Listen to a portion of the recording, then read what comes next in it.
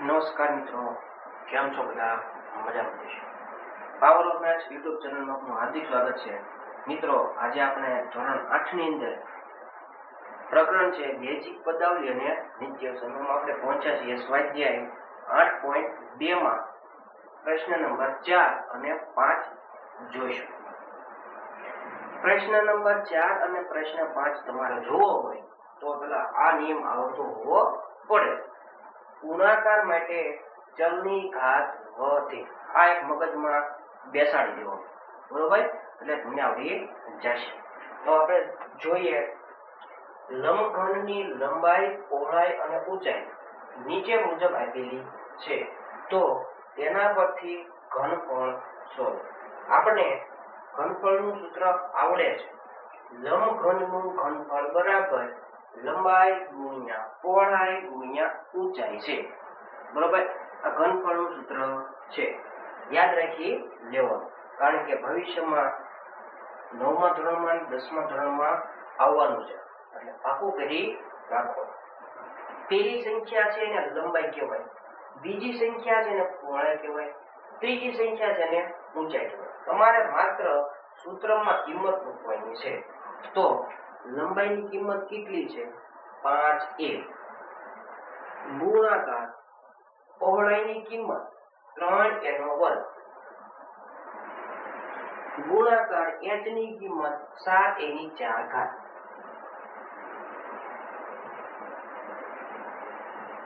હવે ગુણાકાર કરવો હોય તો ચલની ઘાત વધે, સંખ્યાનો ગુણાકાર.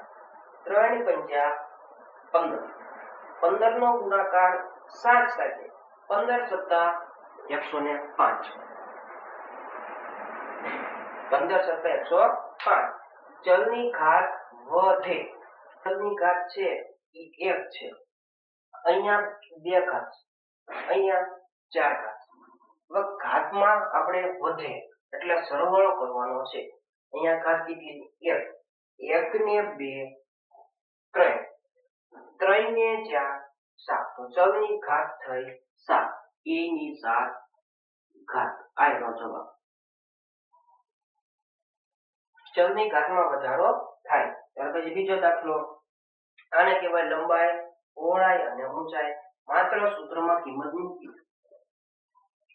2p ગુણાકાર 4q ગુણાકાર 8r.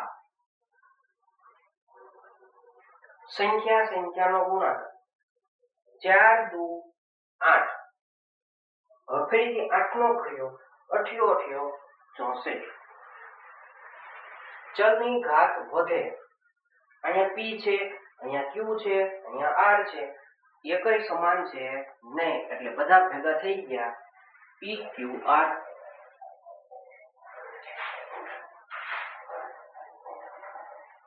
ત્યાર પછી ત્રીજો દાખલો, લંબાઈ, પહોળાઈ અને ઊંચાઈ. ઘનફળનું સૂત્ર લંબાઈ ગુણ્યા પહોળાઈ ગુણ્યા ઊંચાઈ. તો લંબાઈ કેટલી છે?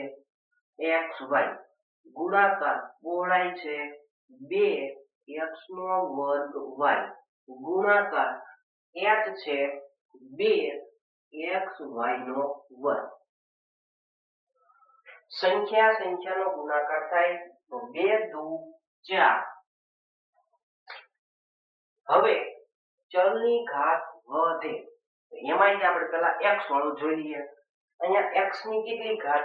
1, અહીંયા 2, અહીંયા 1, તો 1 ને 2 3, અને આની ઘાત 1, તો x ની કેટલી ઘાત થાય? 2 ને 2 4, x ની 4 ઘાત. તેવી જ રીતે y ની ઘાત કેટલી? 1, અહીંયા y ની ઘાત 1, 1 ને 1 2 ઘાત. હવે 2 ઘાત ને અહીંયા પણ 2 ઘાત છે, 2 ને 2 4, તો y ની 4 ઘાત. આ એનો જવાબ. અહીંયા પણ લંબઘનનું ઘનફળ શોધવાનું કીધું છે. સૂત્રમાં કિંમત મૂકીએ. a × 2b ગુણાકાર 3c. સંખ્યાનો ગુણાકાર 2 × 6. ચલની ઘાત વધે, અહીંયા ઘાત ABCD છે સમાન છે નહીં, બધા ભેગા થઈ જાય a b c. આ એનો જવાબ. ત્યાર પછી ગુણાકાર કરો. અહીંયા ઘનફળ શોધવાનું હતું, અહીંયા ગુણાકાર છે. બે દાખલામાં કઈ ફેર છે નહીં, તો ગુણાકાર કરી દે. xy ગુણ્યા yz ગુણ્યા zx.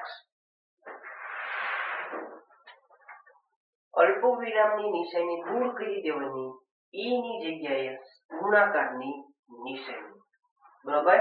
હવે ચલની ઘાત વધે તો અહીંયા x ની કેટલી ઘાત 1, અહીંયા x વાળું નથી, અહીંયા x વાળું છે. એની ઘાત 1, એની ઘાત 1, તો 1 ની 1 2 ઘાત x નો વર્ગ. આવું નવું y માટે. અહીંયા y ની ઘાત કેટલી છે 1, અહીંયા 1, 1 ને 1 2 નથી, y નો વર્ગ. આપણે અલગ અલગ થી જોઈએ છે. હવે અહીંયા z છે, અહીંયા પણ z છે. z ની 1 ઘાત, z ની 1 ઘાત થાય જાય z ની 2 ઘાત. ત્યાર પછીનો દાખલો જોઈએ. ગુણાકાર કરવાનું પૂછ્યું છે. a ગુણ્યા માઇનસ a નો વર્ગ ગુણ્યા a ની 3 ઘાત. બધાયનો સંબંધ ગુણાકારનો છે, તો ગુણાકાર માટે માત્ર નિયમની નિશાની. પ્લસ માઇનસ માઇનસ માત્ર નિયમની નિશાની. હવે અહીંયા ઘાત ગણવાની છે. ચલની ઘાત કેટલી છે કઈ ન હોય, એક હાજર હોય. 1 પ્લસ 2 પ્લસ 3 કેટલી થાય? a ની 6 ઘાતો. સરવાળો કર્યો, 3 ને 2 5, અને આની ઘાત કેટલી હોય 1, 5 ને 1 6. સામે ગુણાકાર 2 ગુણ્યા 4 y ગુણ્યા 8 y નો વર્ગ ગુણ્યા 16 y નો ઘન.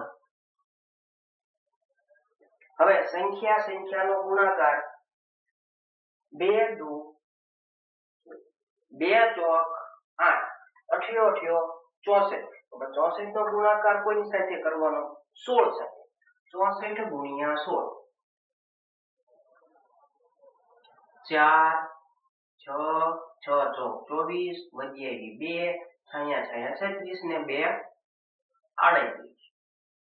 4 8 ને 4 12, 6 ને 9 ને 10. જવાબ આવ્યો 1024. સંખ્યાનો ગુણાકાર આટલો થાય. હવે ચલની ઘાત વધારવાની છે. અહીંયા y ની કેટલી ઘાત હશે? 1 પ્લસ એની ઘાત છે 2, 1 ને 2 3, 3 ને 3 6, y ની ઘાત 6. પછીનો દાખલો ગુણાકાર પૂછ્યું છે. અલ્પવિરામ કાઢી નાખવાના, તેની જગ્યાએ ગુણાકારની નિશાની. બાકીનું બધું જોઈને લખી નાખવાનું. સંખ્યાનો ગુણાકાર 2 તેરી 6, છાયા 36. હવે ઘાતમાં વધારો થાય, સરવાળો કરવાનો છે. એ કેટલી વાર છે એમ. અહીંયા એ એક વાર છે, અહીંયા બીજી વખત આવ્યો તો થઈ જાય a નો વર્ગ. પછી અહીંયા b એક વાર છે, અહીંયા પણ b એક વાર છે, તો થઈ જાય b નો વર્ગ. c એક વાર, તો c 2 વાર. ત્યાર પછીનો છેલ્લો એક્ઝામ્પલ. m ગુણ્યા માઇનસ m ગુણ્યા mn p. ગુણાકાર માટે માત્ર નિયમની નિશાની. Plus minus minus. હવે m ગણી નાખો. m કેટલી વાર? 1 વાર, 2 વાર અને 3 વાર. કારણ કે ઘાત કેટલી છે 1, 3 વાર થયા m ની 3 ઘાત. હવે n ગણો 1 વાર ને 2 વાર,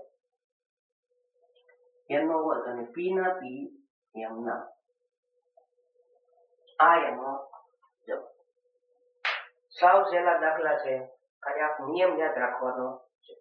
જો આવો વિડીયો ગમતો હોય તો ચેનલને લાઈક, શેર અને સબસ્ક્રાઇબ કરવાનું ભૂલતા નહીં. અને તમારા મિત્રને પણ આ વિડીયો શેર અવશ્ય કરજો.